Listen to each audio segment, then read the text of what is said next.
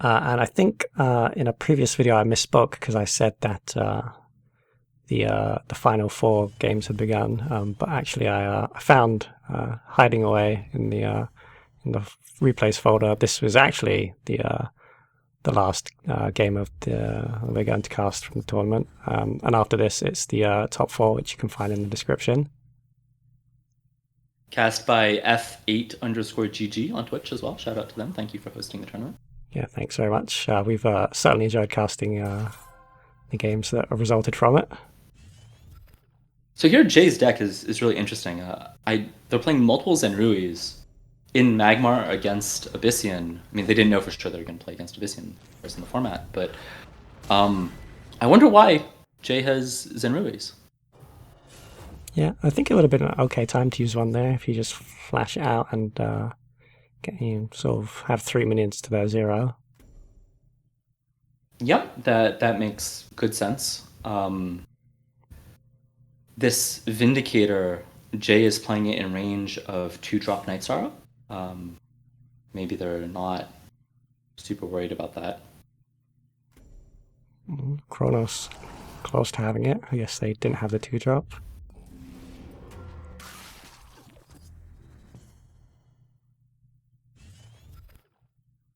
Now Jay gets to enjoy the fruits of their labor, and they set up this Vindicator last turn, and now they get to use it if they want to.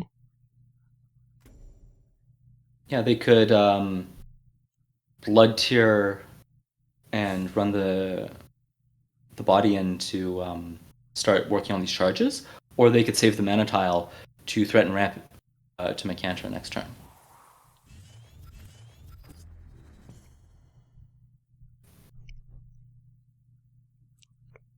Yeah, if you play the Blood Tier, you don't actually clear off the Spectral Blade, but it's pretty good value clearing off 2 charges and getting in some damage.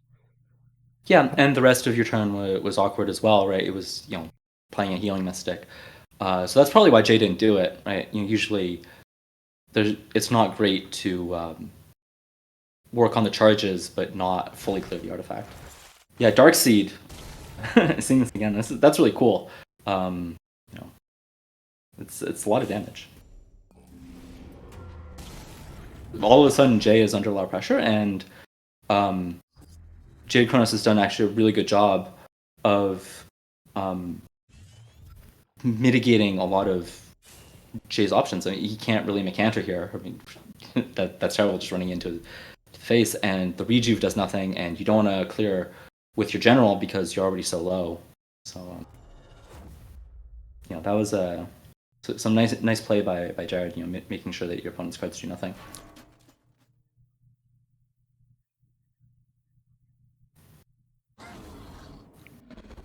Yeah, they had the option there of doing that Blood Tier play we talked about, where it would have cleared off the artifact. But setting it up an Archon is pretty good too.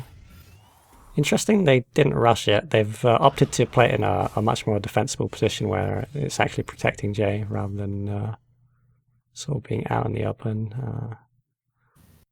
Although it's not doing that good job of protecting Jay because it's now in a corner. Yeah, I guess the thinking was that if you wanted the Archon to be body blocking for your general, then you have to position in a way that exposes your Vindicator a little bit. And Jay didn't want to do that, thought that the Vindicator was useful. You can see from the Artifact Hunter in their hand that they're running a Twin Fang deck. So having this Vindicator on board to rush some stuff out, get a lot of damage procs, and do a huge amount of damage out of hand is really valuable. It's sort of one of the core things that their deck does. So that it makes sense that they're valuing the Vindicator here. Yeah. Interesting that this Artifact Hunter's got to go down to 1 HP. You could have had the Blood Tier be the one to suicide in. And your Artifact Hunter could have been more healthy as it's protecting you. I think Jay probably doesn't value the health on the Artifact Hunter a ton because it's one of, it's a Nightstar target, and it's a very good Nightstar target. Though I guess if you have Nightstar here, maybe trying to kill the Vindicator with it. One option that was available to Jay there was to play Greater Fortitude on the Artifact Hunter so that it doesn't die to Night Sorrow. But that's one fewer body on the board, and because he played the Artifact Hunter, right, he has this Twin Fang in hand. So he's trying to set up for a kill next turn, right? And I mean, JadedKronos is in a lot of danger. If they stay within the general range, they're almost certainly gonna die because it's just a million damage procs. Yeah, that's really true. This Blood Tier body is actually also make it harder for Kronos to run away. So Jay's actually setting up the opportunity with all these bodies in this Twin Fang for lethal. JadedKronos needs to deal with quite a few minions here to be safe next turn, and they need to run away from Starhorn. Yeah, this is really tough. The yeah.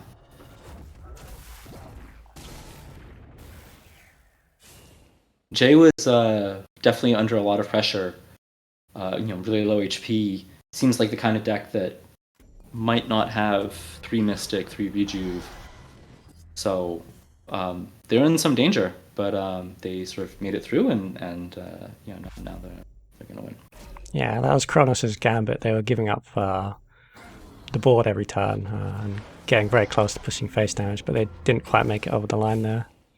Yeah, I mean, it was a great line by Kronos, sort of suspecting that Jay's hand was reactive and doing such a good job on the Darkseid turn of making it so that so many of their cards were dead, but ultimately just didn't get there. Well played to both players.